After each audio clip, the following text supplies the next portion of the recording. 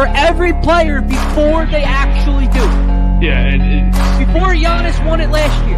Yeah.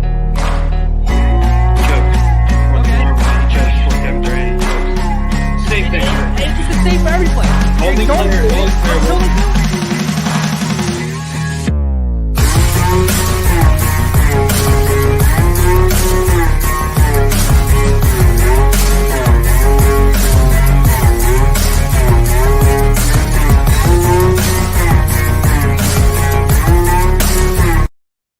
What is up, everybody? Welcome back to the Phaithful Phanatics show. As always, I am your host, Dylan Davis. You can find me on Twitter at DylanJD98. And today, I am riding solo. That's right. You're stuck with me today. No Gint. He got caught up with some work issues. So, yeah, you're stuck with me here on DSM Media as we stream to you guys through DSM Media's Twitch, Twitter, YouTube, and Facebook channel. If you're new to the channel, head on over to at DSM_media on Twitter. The link tree is in our bio to take you to every social media platform we are available on. We also have merch up on our TeePublic site, so go check that out if you want to support any of the guys or any of the shows over here at DSM. We're also on Spotify and Apple Podcasts. And look, this isn't going to be a long show. I'm not going to drag this out, make you guys listen to me for an hour or something, but I just had to do this by myself today because I have a lot to say. As the 76ers beat the Indiana Pacers last night, 131-122. Yes, I know they almost blew another 20-plus point lead to a bad team. I know we're all on the edge of our seats, like just thinking, is this really going to happen again? Fortunately, it did not. They hold on. They win by 9 over the Pacers on the back of a franchise-setting record night by the Sixers from the three-point land. Tyrese Maxey goes 8 for 11 from the three-point line.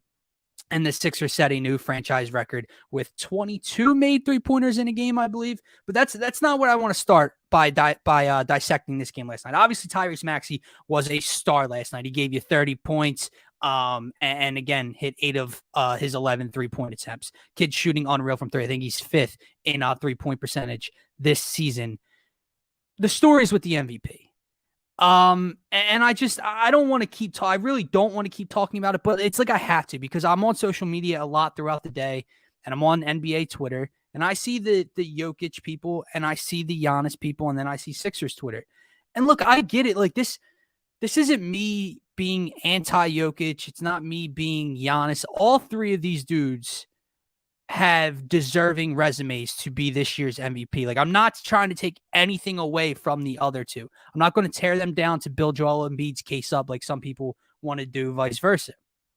But how do you watch, again, another performance like last night and think to yourself, not only is he not the MVP, he's somehow fallen out of the race as the year is coming to an end? Guys, it doesn't make sense to me. Like, he dropped 44 in a win on the second half of a back-to-back against a playoff team in Cleveland, and then comes back and follows that up with 45 and 13 last night. If you want to know how valuable he is, you can just watch the game and watch when he's on the floor and when he's off the floor. Because last night wasn't the first time that Joel Embiid was dominating a game for the 76ers. They were up by double digits late in the second half. He takes a breather. And what do you know? The other team goes on a massive run. It's back down to a 4-point game, 5-point game, 6-point game, and he's got to come in. And guess what he does last night? Comes back in, boom, lead back up to double digits. All worry, all thought that they were going to blow that game to a bad, depleted Pacers team went away. When he checked back in with 9 minutes left, there was no thought that they were going to crumble and lose that game. Another reason that last night was so impressive by him. What's everyone been talking about? The free throws, not just with him and the Sixers and Harden, but specifically him. And you hear the head coach for the Cavaliers after they lost to the Sixers on Sunday talk about, and he got fined for complaining about the referees and how much Joel Embiid gets the free throw line. We know that Ty Lue, head coach of the Clippers, came out and, the report was that he said Joel Embiid would not be as good of a player, and he'd probably average under 20 points a game if he did not get to the free throw line with as much success. Even though that's a flawed and awful argument for people because it's a part of the game. If you don't like it, don't foul him. But last night, what does Embiid do? He gives you 45 on 18 of 30 shooting from the field. He only got to the line 5 times. He was 7 to 10 from the free throw line. So, okay, you want to take away the free throw points last night? All right, take away all 7 points. I'll take all of them. Don't take away 2, 3. Take away all 7. He still gave you 38. Like, do you see my point? Like, it's nothing against the other two. But to me, and to a lot of people, he has to be the MVP. I don't understand how you can watch what has happened, what transpired in Philadelphia all after Game 7 against the Atlanta Hawks, all off season long, and then throughout the regular season up until the trade deadline. He carried this team, this drama-filled team, to the 1-3 seed for 3/4 of the season by himself. They moved for James Harden at the deadline, and his numbers stay the same, if not, maybe even a little better. And then the other argument is, oh, well, Jokic has been without Michael Porter Jr. He hasn't had Jamal Murray. Different circumstances, guys. Yes. Again, Jokic's resume is deserving. Congrats to him for keeping his team, for having almost 50 wins without those two. I get it. But different circumstances. They're out with injuries. They want to be here. There's no drama in Denver. There was news and arguments and drama every single day, multiple times a day, from last July up until the trade deadline. And he still carried this team to where they are. They're higher in the standings than Denver is. I can tell you that. Oh, Giannis, who's been healthy all year with his other stars and Chris Middleton and Drew Holiday and company, Bobby Portis. Everyone's been healthy outside of Brook Lopez in Milwaukee. Yeah, they're tied with the 76ers in the standings. Or Milwaukee might have a half-game lead after last night. That should tell you everything you need to know. The other two, deserving, yes. But this guy, that's the job. That's the point of the MVP, right? We got to rank them. They're all deserving, but we got to rank them. He is number 1. And it's a travesty that he's not going to get it. He's not. I've come to terms with the fact that Joel Embiid is not going to win the MVP this year. He's leading the league. Now after last night's 45-point performance, he's leading the league in scoring again. He's 3 games left. Hopefully, knock on wood, Joel Embiid will at least come away with a scoring title this season. He's 7'1", about 280, 285, and he will be the first center since Shaquille O'Neal to lead the league in scoring. You would think that would equal an MVP, right? With the success the Sixers are having, how valuable you see he is when he's off the floor versus on the floor. What happens to the Sixers when he gets a breather or when he's not in the game? You would think so, but not the case. Another thing I cannot stand with this MVP candidacy in this race right now is all the recency biases going in. Like I said, I've never seen a dude average 30 to 35 for 15 straight games after he's been the odds-on favorite for months now and fall out of the lead or fall to third. Like, that's the thing. Joel Embiid was the odds-on favorite. Vegas, a lot of analysts, a lot of reporters all had him as their favorite. And he didn't do anything to fall out of that. The Sixers, I know they went on a 3-game skid, whatever. The Sixers continue to win. The Sixers are going to be a top 4, knock on wood, a top 3 seed, hopefully. He's still putting up crazy numbers, and he's somehow fallen out of the race. His recent numbers, I'm just going to run down a couple games for you. I'll go down to, we'll see. 45, 44, 29, 37, 29, 37, 27, 30. Had the night off against Milwaukee.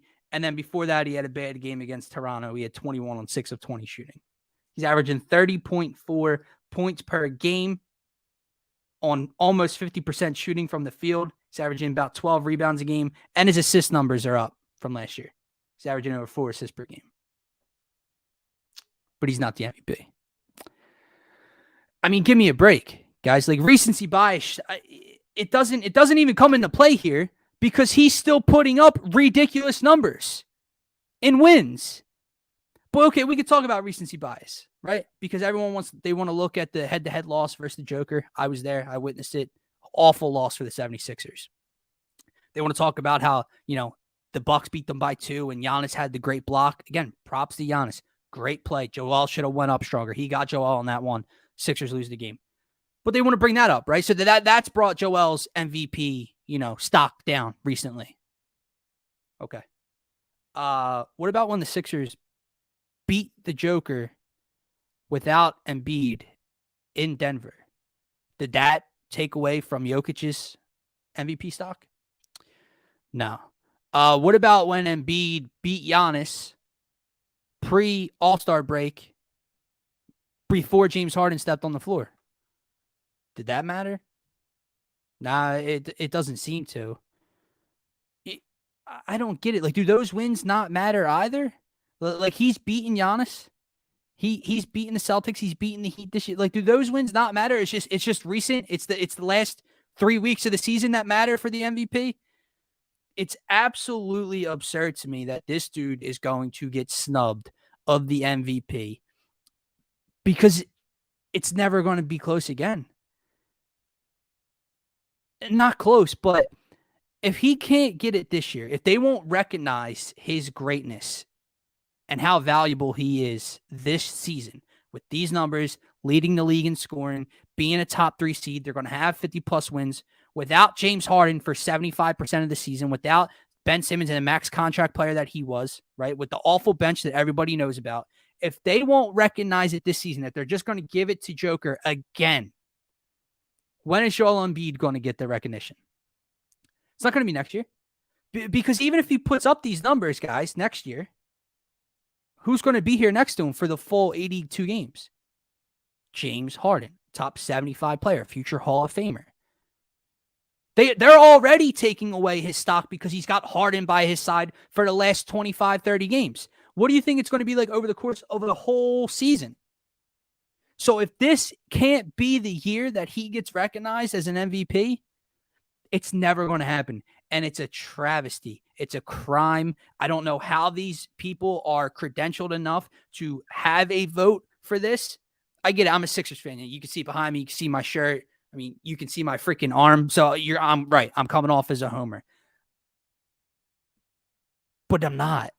Because it's just that simple. He's the MVP this season. And I don't really have much to say after that on terms of Joel Embiid being the MVP. He's going to get snubbed. It's going to be a shame. But hey, big fella, go out and win yourself a scoring title, the first ever since another Hall of Famer in Shaquille O'Neal. And let's make a run in the postseason, because I would love for him to continue to be doubted like this heading into the playoffs with that chip on his shoulder, as if he needs another chip on his shoulder with all the Ben drama this year and everything that's going on. God, throw more weight on that dude's shoulder, because I have a big feeling that Joel Embiid is going to shut a lot of people up come postseason time. But that's not all that was special in last night's game, right? Again, Sixers break a franchise record, set the record for most 3-pointers made in a regular season game, or in a game at all. And due in large part to Tyrese Maxey. 8 of 11 from 3, 30 points last night for the youngster. Again, talk about another dude that I continue to run out of words for. Like, just when you think he's starting to, slip away into the shadows, right? Tobias Harris has been figuring out his role now with James Harden and Joel Embiid, and Maxey's had 7 points, 9 points. He just hasn't looked the same, and we're sitting here talking about, maybe moving him to the bench to make him more productive and give a spark to this bench. And I still think that's something worth trying for this Sixers team, because the bench issues aren't cleared up. But he comes right back in that starting 5 last night, and he puts on an absolute clinic. I don't know if I've ever seen a kid come out of college. He's 21. He's younger than I am. This is his second year in the league. The knock on him coming out of Kentucky was that he wasn't a good 3-point shooter. I think at Kentucky, I know for a fact he shot under 30% from 3. That's that season at Kentucky. Might have been lower. Last year, I forget what he shot last year. I want to say it was in the low 30s in his rookie season for the Sixers. And this year, he's now shooting around 42% from 3. Mind you, this isn't like a small sample size. The kid's getting his attempts every night. It's not like, he shoots 1 here, he shoots 2 here, he shoots 1 here, 3 here. No, he's getting them up every night. Hell, he took 11 last night. I believe he's 5th now in 3-point shooting percentage in the entire association. I've never seen a kid improve a part of his game that severely and that quickly as he has. Now, I say that to say this. That's why I need everyone to relax when it comes to the Sixers. Maybe I'm wrong. Maybe the Sixers will be another second-round exit. Maybe Doc Rivers will be fired, and this offseason will be another drama-filled offseason that none of us want to deal with. Maybe I'm wrong. I just think with Joel Embiid, with the rising of Tyrese Maxey, who's an absolute dog, Joel Embiid, dog, Tyrese Maxey, dog, the evolution of Tobias Harris's game over the last week or so, becoming that quick trigger, catch and shoot kind of 3-point sniper. And guys, he's knocking him down. I'm not saying 4 a game from Tobias Harris is realistic at all, but he's knocking down threes over the last 5 or so games. And then James Harden. I just think come playoff time, they're going to be okay. Like, I think this team gets to the Eastern Conference Finals. Now, am I guaranteeing a win in the Eastern Conference Finals? No, I'm not guaranteeing an NBA title. I said that when the Harden move was made. It doesn't guarantee anything, but they have a damn good shot, in my opinion. And what you saw out of Tyrese Maxey last night, we saw out of Joel Embiid, even with James Harden only scoring 11 points, I believe, last night, or 9 points, whatever he had last night. You're not even getting the James Harden who averages 23 a game. And that's what he's been averaging for the Sixers. Even with all these down numbers, he's still averaging about 22, 23 points per game as a 76er. So when you see what Tyrese Maxey did last night, when you see Tobias Harris shoot effectively from 3, when you see Joel Embiid dominate a game the way he has been, and when you see the fact that James Harden hasn't flipped that switch yet, now I believe he's going to. I know a lot of people, he's washed, he's slower, he doesn't look the same, he can't beat people at the dribble. Maybe not. But I just think come postseason, that flip is getting switched, and I think this Sixers team is primed to make a run. I know they hit that rough 3-game skid, and after the Pistons loss, I was all over them. All over them. I was like, oh my God, here we go. Right? Like that's a horrible loss. But now what have they done? They had a little losing streak. Now they bounce back with a little winning streak. 3 in a row, 3 games left against, Toronto tomorrow night in Toronto is a tough game. But after that, you finish up with Indiana at home, and then I believe Detroit possibly at home. So you're figuring 2-1 in the last 3, if not 3-0. They have a chance to finish the season 6-0 or 5-1. It's a nice little momentum builder heading into the postseason after a very down moment. And if they can learn from that moment, if they can learn from that losing streak, they're going to be okay. I promise. Sixers fans, relax. Pull through with me. It's going to be okay. I firmly believe that. Now, as far as the bench goes, that's a whole nother story. As far as Doc Rivers goes, that's a whole nother issue. Can Doc not run the 4-man units with James Harden? Can, Doc not play DeAndre Jordan for the first 4 minutes of a fourth quarter, because we've seen what that problem has become? By the way, DeAndre Jordan got ejected last night, and I do have to comment on this because it's pretty funny. The ejection was horrible. You want to call it a flagrant because he made contact with dude's head. We're seeing that a lot in the NBA anymore. Flagrant isn't what it used to mean. I get it. I expected a flagrant one.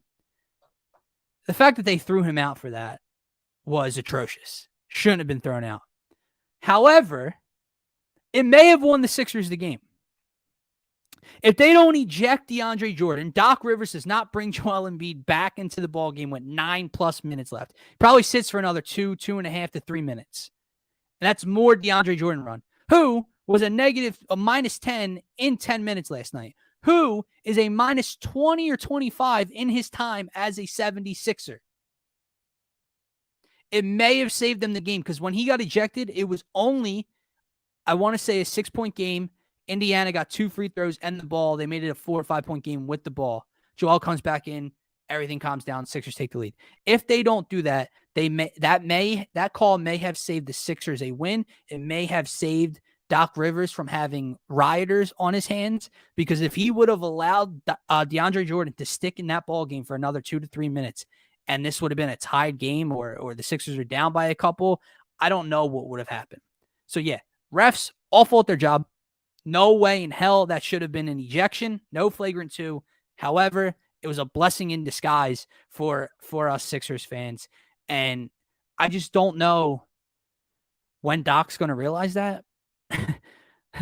Like, I don't know. I don't know how you're a top 15 coach of all time. Whatever. We may not agree with it, but he is a top 15 coach of all time. Right. You're an NBA champion. I know that was many years ago with the first big 3 ever. But nonetheless, you're an NBA champion. You're just a great basketball mind all around, you would think, right? I don't know how you watch with your own 2 eyes, up close and personal, the performance that DeAndre Jordan puts out there, on top of the numbers to back it up. Guys, when he's in the game, teams are shooting over 70% at the rim. He doesn't leave the floor. Me and Gittin talked about this yesterday. He does not get his 2 feet off of the ground outside of a lob. Yeah, he catches 2 big lobs every now and then. It's cool. If you could do something else, like I think 2 games ago or one of the losses, he didn't have a rebound. This was a guy that was brought here to be, just when Joel Embiid's off the floor, be a, rim protector and clean up the glass. He's failed to do both those things tremendously. So Doc, he's got to find his way out of the rotation, or at most play 5 minutes a game in the postseason. Doc's got to figure that out. He's got to. Shake Milton looked really good last night. George Niang is starting to shoot better from 3 again. So the come postseason time, this what the focus of this was. They're going to play less. We know that the starters are going to play 38 to 40 plus minutes a night. It's going to be can Doc stagger the minutes enough and stagger the players enough? Can he keep 2 of the 4 on the floor at all times? Right? Can he work close to at all times? B, who can step up? I just need somebody to be effective offensively every other night. Like whether it's Shake Milton getting you 10 off the bench, whether George Niang can hit a couple of threes and shoot efficiently off the bench, like Danny Green, who can do that? And then followed by, can you not get absolutely destroyed in the minutes Embiid and or Harden are off the floor? Like, guys, I don't need Shake Milton to score 12 off the bench and Niang to score 8 and Danny Green to score 6 and this bench to score 30 plus points a night. I don't need that. What I need is the disparity not to be 45 to 11, not to be 30 to 8. That's why the Sixers are in close games against teams they shouldn't be in close games against. That's why the Sixers blow leads. That's why the Sixers lose to teams they shouldn't lose to, or lose to good teams that they had a big lead on because the bench gets blown out. The Denver game's a perfect example. That was the night the Sixers bench got outscored like 44 to 11. The Sixers were up by like 18 points. Joel Embiid was dominating that matchup, and they lost. And in large part, basically all because of the bench unit. So I just need you not to be that drastically bad on a consistent basis in the postseason, and this team will be okay. All right, that's going to wrap up the Sixers portion of today's show, guys. So let's get into some Phillies. All right, so the Phillies wrapped up spring training today with a 9-2 victory over the Tampa Bay Rays, and it was a big one. Bryce Harper, MV3, knocks 2 out of the ballpark. Rhys Hoskins cleans up a Nick Castellanos double with a 2-run blast. Mickey Moniak hits a 2-run blast after Bryson Stott draws an incredibly long at-bat for a walk, 11 pitches, I believe. Camargo hits a home run in the 8th. So Philly spring training is over. Opening day is this Friday at 3:05 against the A's. Cannot wait for it. But I think today and this spring training as a whole, you've just seen what this offense could be, and in my mind is going to be. Now, this is a weird episode. I was just very optimistic with the Sixers. I told you Embiid should be the MVP. I told you to relax, and they're going to be okay come playoff time, and I think they're making at least an Eastern Conference Finals run. Now I'm telling you that the Philadelphia Phillies are going to be very, very, very good this season. Crazy. I know. They haven't won. They haven't made the playoffs in over a decade. I get it. We're in a decade. They're loaded. guys. And we said this when we made the Castellanos signing, when we made the Schwarber signing. But to see it, and it doesn't count for anything yet, but to just see it play out, how it's shaping out right now, has been incredible. Just from an offensive standpoint, like I say it all the time. You can't go anywhere in this lineup. You can't pitch around anybody. Obviously, I'm not talking about intentionally walking anybody. You can't pitch around anybody. You can't be lazy and just say, I'm not going to give Bryce anything this at bat because I have so and so behind him. No, if you don't give Bryce anything this at bat and you put him on base, Nick Castellanos is behind him. If you don't give Nick Castellanos anything to hit, Rhys Hoskins is behind him. You don't give Rhys Hoskins anything to hit, JT Realmuto is behind him, so on and so forth. Hell, you can get to the 9-hole hitter. Oh, I don't want to give Mickey Moniak anything. He's scorching hot right now. He's got 6 home runs in the spring training. Oh, Kyle Schwarber's behind him. Like, you can't go anywhere. And they're so effective, and they have so much pop 1 through 9 in this lineup. We all knew 1 through 4, 1 through 5 is going to have a tremendous amount of pop. However you want to shape it up. Schwarber can hit for 30, 35 plus. Harper the same. Castellanos the same. They all did it last year. JT's going to give you over 20. I would say he might hit for 25 plus. Rhys, in the middle of all these dudes, can hit for 30 plus. We all knew that. Didi Gregorius has looked like he's got to swing back this spring training. Mickey Moniak, as I just mentioned, has 6 home runs this spring training. Bryson Stott can drive the ball out of the ballpark. If they play Matt Vierling, he can drive the ball out of the ballpark. Gene Segura can drive the ball out of the ballpark. This team just has too much offensively for them not to be good this year. And when they made the signings, I heard it all. Now, the bullpen, the starters, the defense. That was the biggest one. That was the one that made me laugh more than anything. Because I get it, they're not going to be very good defensively. Now, you guys all think they're going to be horrible. Like they're going to lose 25 plus games strictly because of defense, it seems like. But offensively, they're going to score too much for a defensive error to matter. For Alec Boehm to drop a pop fly on the third baseline and whatever, a run scores. They're going to score too much in most cases, on most nights, for that to be a factor for them. So what you saw this spring training, what you saw today with the 5 home runs, 2 from Bryce, is just a sample of what you're going to get this season. On top of an effective starting 5 in my mind, like Zach Wheeler. I know, he's who knows if he's going to be the opening day starter or pitch this weekend, but you have Zach Wheeler. Now he's going to have a little bit of a decline. He's not going to be a top 3 Cy Young candidate. I wouldn't imagine so, but he's still going to be your ace. Ranger Suarez is going to have a bit of a drop off as well. He's not going to throw a sub 2 ERA again, but he looked great today. I believe he had no hits, no walks. Zach Eflin's been Mr. Inconsistent, but he's a guy that can give you 8 strong on 7 strong any given night. And then Aaron Nola, that is the guy with the asterisk next to him. And that's where I want to get to some of my season predictions before I wrap up the show, is which starter is the most important? That's my first question here in terms of season predictions for the Phillies.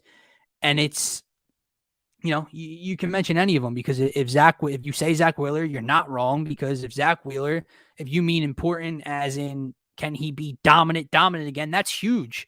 If you have Zach Wheeler every 5 games and he's, 9 times out of 10 a W, that's everything right at the top of that rotation. If Ranger Suarez, you could say Zach Eflin. Kyle Gibson's that 5, slotted in the 5th spot right now in the rotation.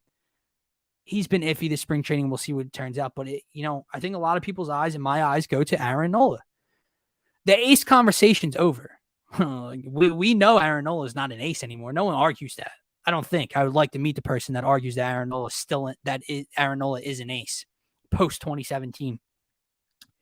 I don't even know if he's a number 2. But last year, it was so bad for Aaron Nola that we were sitting here wanting him gone and saying, he's a nice 4. He'd be a solid 5 on some teams. I need Aaron Nola to get back to that low 2 tier to a solid 3. That's where I need Aaron Nola to be this year. I'm not asking him to be the 1B to the 1A of Zach Wheeler. It's not going to happen. Can you get guys out with 2 strikes? If you get the first 2 batters of the inning out with no problem, can you not allow a 4-hit rally to drive in 2 runs with 2 outs this entire time? Like Aaron Nola all last year and at times in spring training has had trouble putting guys away. Has had trouble finishing off clean innings. That is going to be huge for him. So Aaron Nola is my most important pitcher because he can really solidify this rotation if he's a 2 or a 3 in this rotation. And let's say Ranger is really good again. 1 through 3 there. Eflin could be a nice 4. I would like him to be more consistent. And then Gibson finishes off the rotation. And we'll see what Kyle Gibson is. Kyle Gibson's a guy that, can give you 6 strong innings. He's also a guy that could be knocked out of the ball game in the 3rd inning. So we'll see. Who leads the team in home runs is an interesting one for me because, like I said, 5 guys can hit for 30 plus. I'm going to say it's Bryce. I know a lot of people think Schwarber and a lot of people think Reese. Like, people think that Reese is going to eat up in the middle of this lineup. And I agree. I think Reese goes for 30 plus this year. But, man, are you seeing what Bryce Harper has done to the baseball this spring? Like, it hasn't even counted yet. And you see the way he's mashing the baseball, the pitches he's getting. Like, that's everything. He was an MVP last year with 35 home runs last year. And that was with seeing maybe 2 good pitches an entire game in every at-bat. He's going to see probably 2 good pitches per at-bat this season, most likely, with Castellanos and company behind him. You can't go anywhere. I think Bryce could honestly go for 40 plus this year. I'm not saying he's going for 50 or anything crazy, but 40, 41, 42. I could honestly see it in the middle of this order. He plays a ton. And now with the universal DH, even when he needs an off day in right field, Joe Girardi can mix around. Castellanos goes in right, Schwarber stays in left. Harper, if he needs to, can DH. So he's going to have more at-bats last year as long as he can stay healthy. I think Bryce Harper goes for 40 plus home runs this season. And finally, I know we will be doing this live on DSM Media's Phillies season preview kickoff show. Also, news, El Parcero and myself will be doing Phillies pregame shows all year long. Now, will we be covering 162 games? No, I'll already be missing the second game of the season as I'm down at Citizens Bank Park. But we'll be doing a lot of them. And if I can't do one, I'm sure he'll be doing it still. If he can't, I'm sure I'll be doing it still. So check us out on @DSM_media and DSM Media on YouTube for those Phillies pregame shows. So we'll be talking more about this tomorrow, but how many wins will the Phillies have this year?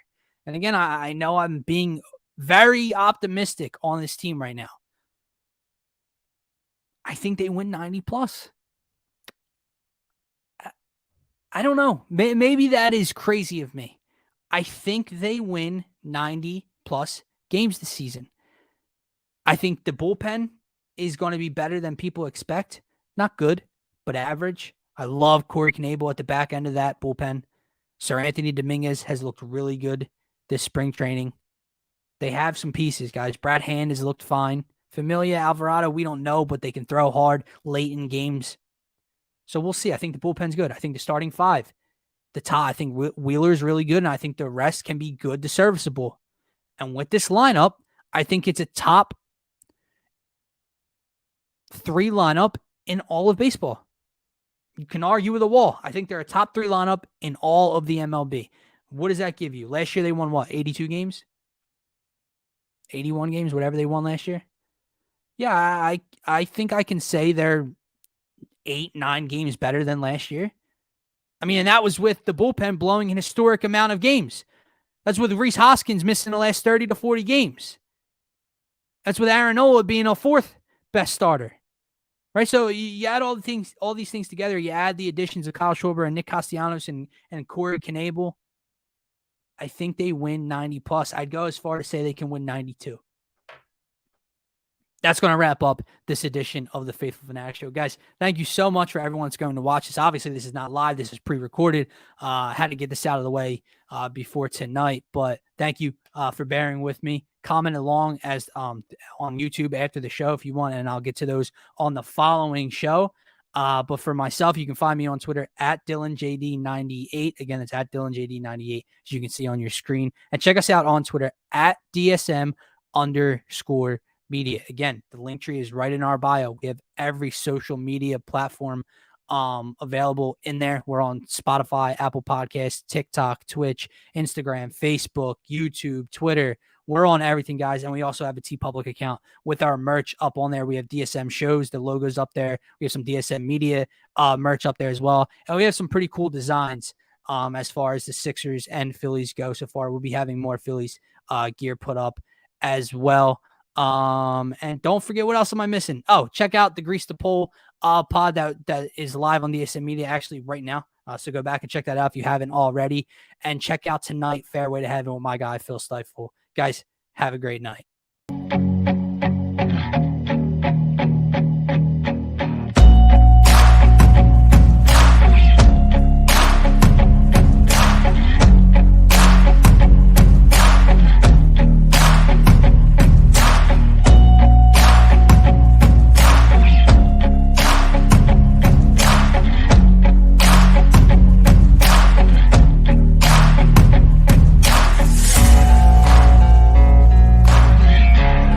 For every player before they actually do it. Yeah, and before Giannis won it last year.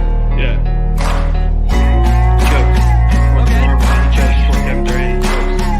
Same thing. It's the same for every player. Only player.